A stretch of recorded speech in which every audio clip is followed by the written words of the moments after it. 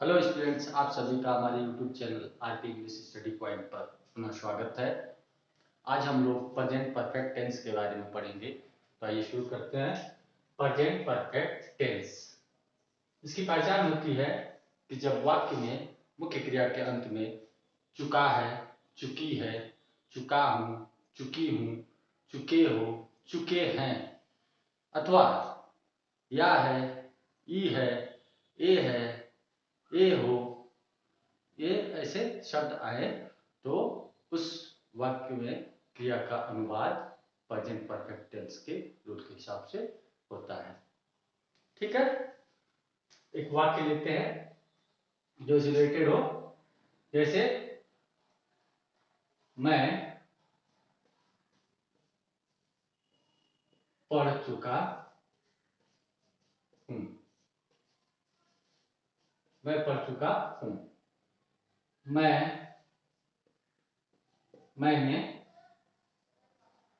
पढ़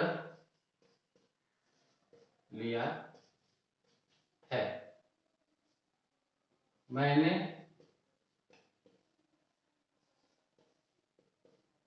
पढ़ा है।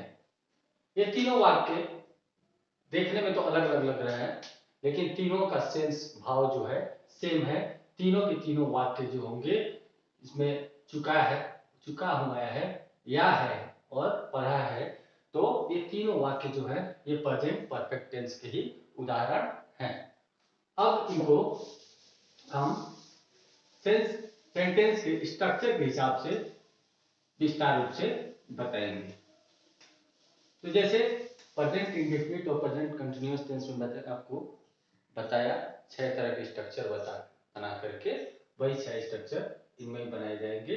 तो सबसे पहले हम लोग देखते हैं प्रेजेंट परफेक्ट टेंस के अंतर्गत इसके अफर्मेटिव सेंटेंस को।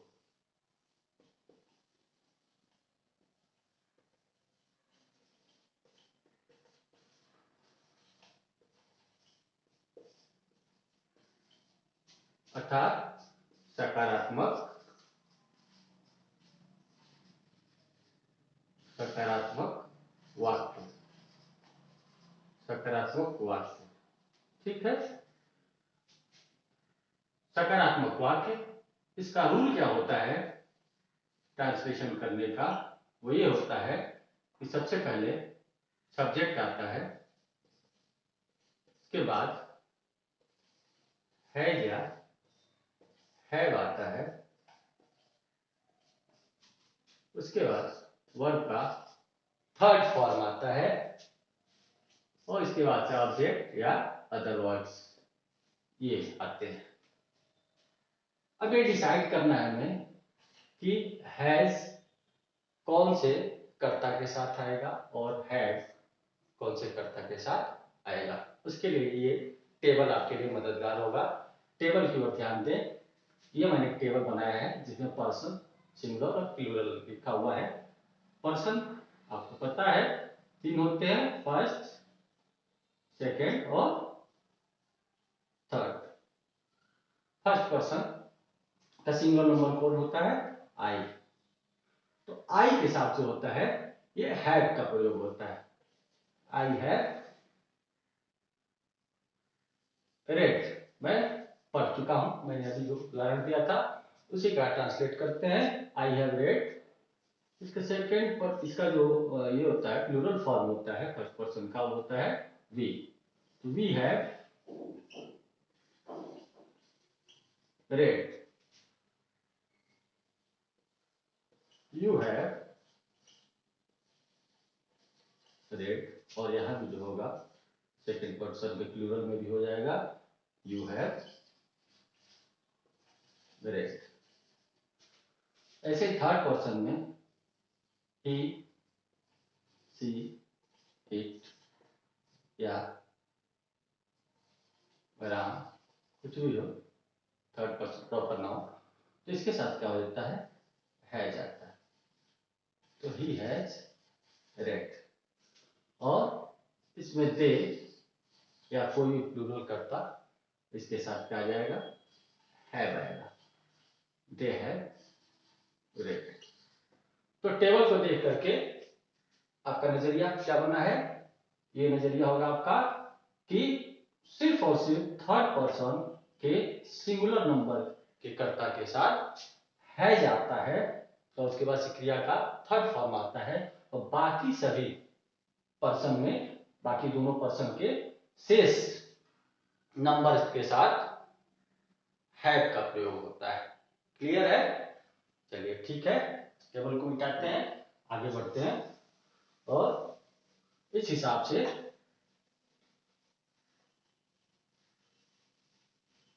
अफर्मेटिव सेंटेंस के कुछ उदाहरण लेते हैं। उसने अपना काम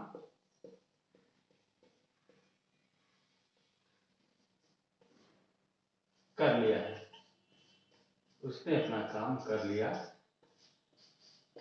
है। इसका ट्रांसलेशन क्या हो जाएगा, ही, और ही के साथ आ जाएगा has, verb third form, verb third form, do means करना, और डू का थर्ड फॉर्म क्या होता है, डन, हिज वर्क। ठीक है, बच्चे खेल चुके हैं, चुके हैं, चिल्ड्रेन, द चिल्ड्रेन हैव, क्या हो जाएगा, played, the children have played. ठीक है, तो इस तरह से इसका ट्रांसलेशन बनेगा अफर्मेटिव सेंटेंस का। अब आगे बढ़ते हैं, दूसरा सेंटेंस स्ट्रक्चर देखते हैं, और दूसरा सेंटेंस स्ट्रक्चर क्या है, वो है नेगेटिव सेंटेंस। नेगेटिव सेंटेंस, आइए देखते हैं नेगेटिव सेंटेंस को, नेगेटिव सेंटेंस को भी देखते हैं। सेकेंड,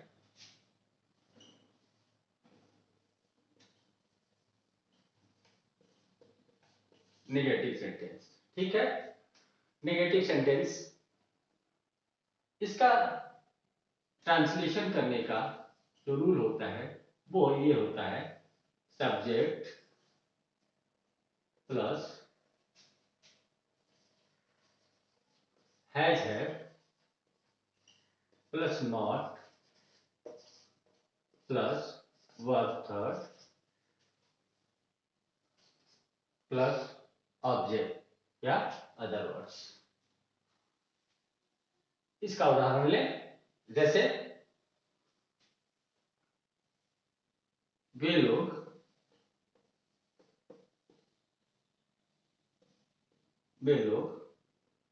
बाजार गए हैं, वे लोग बाजार गए हैं, या इसको ये भी समझ सकते हैं कि वे लोग बाजार जा चुके हैं।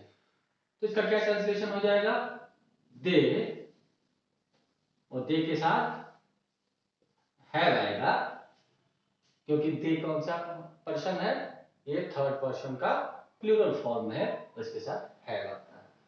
तो they have gone to market, ये इसका ट्रांसलेशन होगा। ठीक है, आगे बढ़ते हैं, और माफ कीजिएगा, नेगेटिव सेंटेंस था, वे लोग बाजार, यहां पर नहीं जोड़ देंगे, नहीं जोड़ देंगे यहां पे, और दे है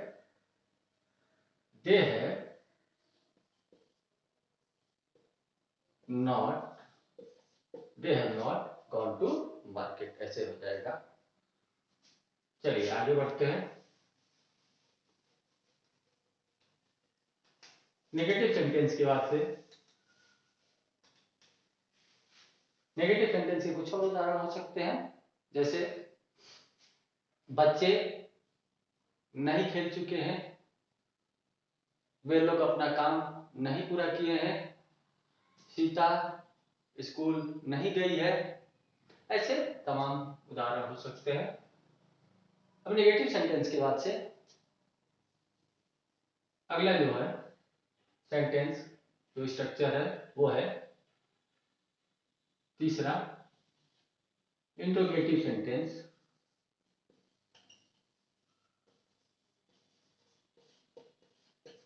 इंट्रोगेटिव सेंटेंस जिसको क्या बोलते हैं, प्रश्नवाचक वाक्य बोलते हैं।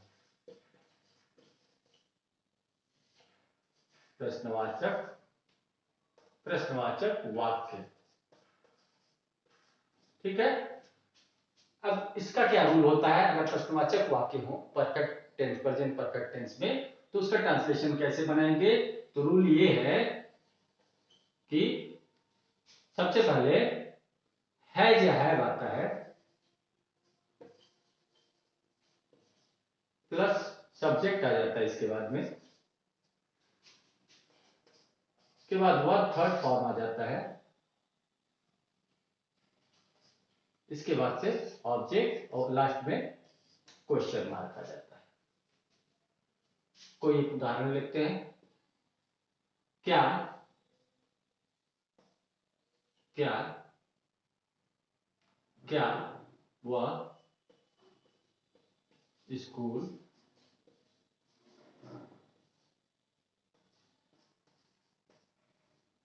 गया है। क्या वह स्कूल गया है। क्या बच्चों ने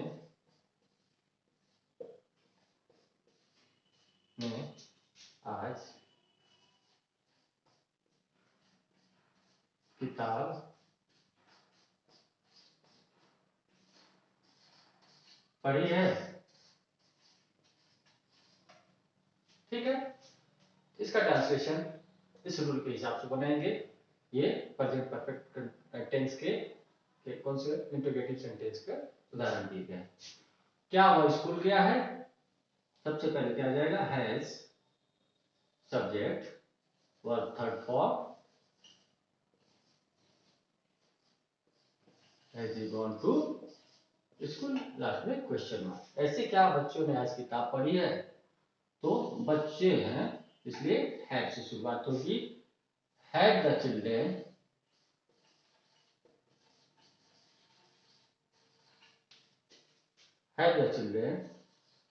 read the book today, और लास्ट में क्वेश्चन मार्क आएगा। ठीक है, तो आपको समझ में आ गया होगा। आगे चौथा स्ट्रक्चर देखते हैं, और चौथा स्ट्रक्चर जो है वो है इंट्रोगेटिव नेगेटिव सेंटेंस का। Interrogative negative sentence, interrogative negative sentence का है ये चौथा स्ट्रक्चर। ये चार होगी।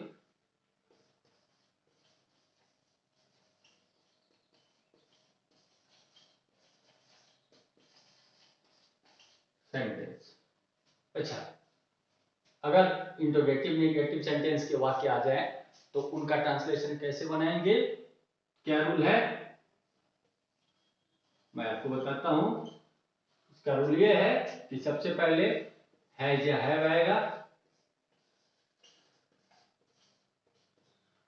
इसके बाद सब्जेक्ट आता है, इसके बाद नॉट आता है, इसके बाद क्रिया का तीसरा रूप आता है, और इसके बाद से ऑब्जेक्ट या अदर वर्ड्स, और लास्ट में क्वेश्चन मार्क आ जाए। वाक्य लेते हैं।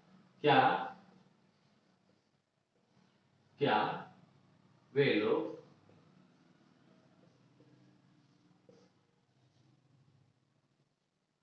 मेला गए हैं। क्या वे लोग मेला गए हैं। क्या वे लोग मेला नहीं गए हैं। नहीं गए हैं, क्या हो जाएगा इसका ट्रांसलेशन, इसका ट्रांसलेशन होगा कि have they not gone to fair, क्या वे लोग मेला नहीं गए हैं, had they not gone to fair. ऐसे कुछ और भी वाक्य हो सकते हैं, बहुत से वाक्य हो सकते हैं जिनको आप अभ्यास करेंगे और उनका अनुवाद बनाएंगे हिंदी से अंग्रेजी में। चलिए पांचवा सेंटेंस स्ट्रक्चर देखते हैं प्रेजेंट परफेक्ट टेंस का। और पांचवा सेंटेंस स्ट्रक्चर क्या है, वो है WH, और WH का ही छठवां जो नेगेटिव वाला पार्ट है, तो इस तरह से 6 स्ट्रक्चर होंगे। तो पांचवा देखते हैं WH का। WH एक बार फिर से बता दूं, WH ऐसे शब्द होते हैं जो कि प्रश्नवाचक वाक्य के बीच में आते हैं, और WH से किसी शब्द का निर्माण होता है, पहले शुरुआती ये शब्द होते हैं। जैसे WH से आने वाले कौन कौन से शब्द होते हैं, जैसे why, when, where, how, what इत्यादि। तो ऐसे ये शब्द होते हैं, और ये शब्द जो होते हैं प्रश्नवाचक वाक्य के सामान्यतः बीच में ही आते हैं। तो इनके लिए जो रूल है वो पॉजिटिव अगर है तो क्या होता है, अफर्मेटिव सेंटेंस अगर अफर्मेटिव सेंस में है तो वहां पर रूल जो होता है क्या होता है, रूल ये होता है कि सबसे पहले WH शब्द आता है और उसके बाद से हैज या हैव आता है,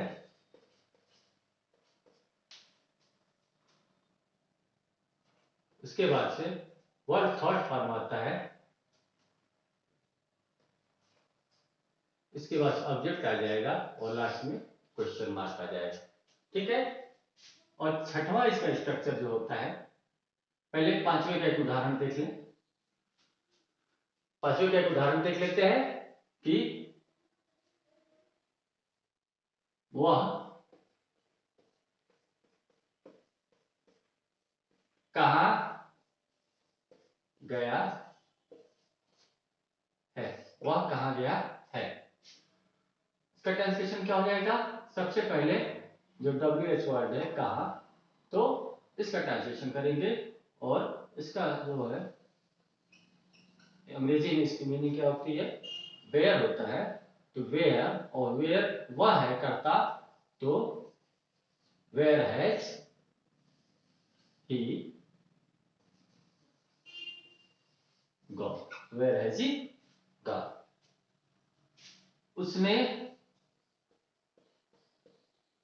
क्या किया है,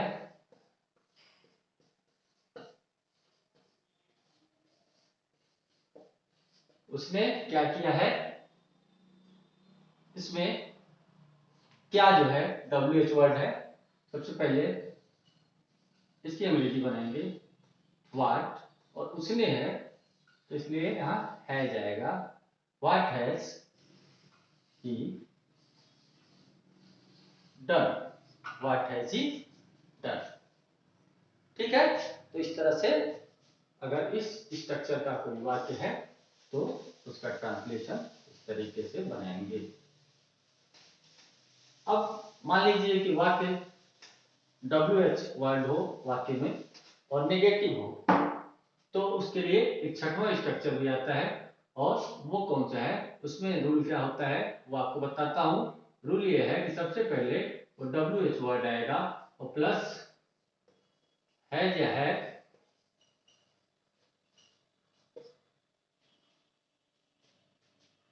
प्लस सब्जेक्ट नॉट, इसके बाद आएगा, इसके बाद से वर्ब थर्ड आ जाएगा, इसके बाद से ऑब्जेक्ट या अदर वर्ड्स, और लास्ट में क्वेश्चन मार्क आ जाता है। इस रूल को फॉलो करके हम इसका ट्रांसलेशन बनाएंगे। वह या राम आज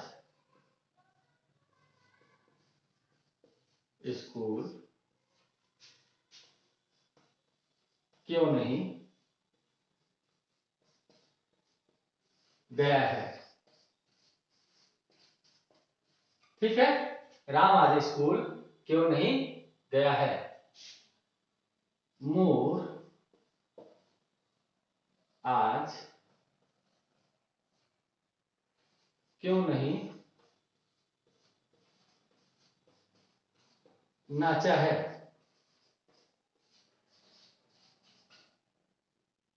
ठीक है, राम आज स्कूल क्यों नहीं गया है। तो यहाँ पे WH जो है शब्द क्यों है, सबसे पहले इसकी अंग्रेजी लिखेंगे वाई और राम के साथ है जाएगा, वाई हैज राम। इसके बाद से नॉट आता है, सब्जेक्ट के बाद से वर्ब थर्ड इसके बाद आएगा, नॉट के बाद से गॉन टू स्कूल और लास्ट में question mark. Why has Ram not gone to school. मोर आज क्यों नहीं नाचा है। Y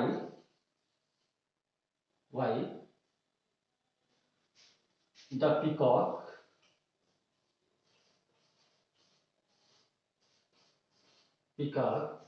why the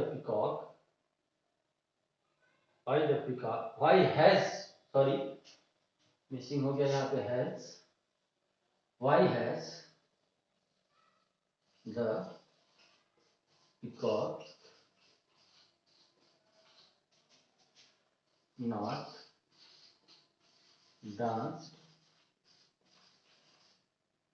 today।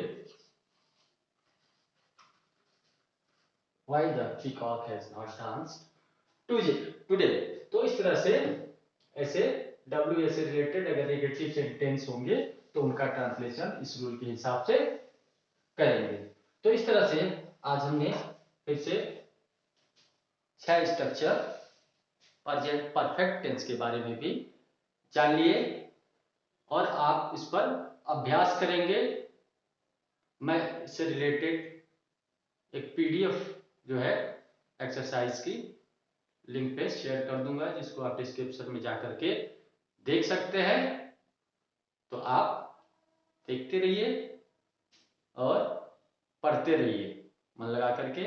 चलिए, बहुत बहुत धन्यवाद।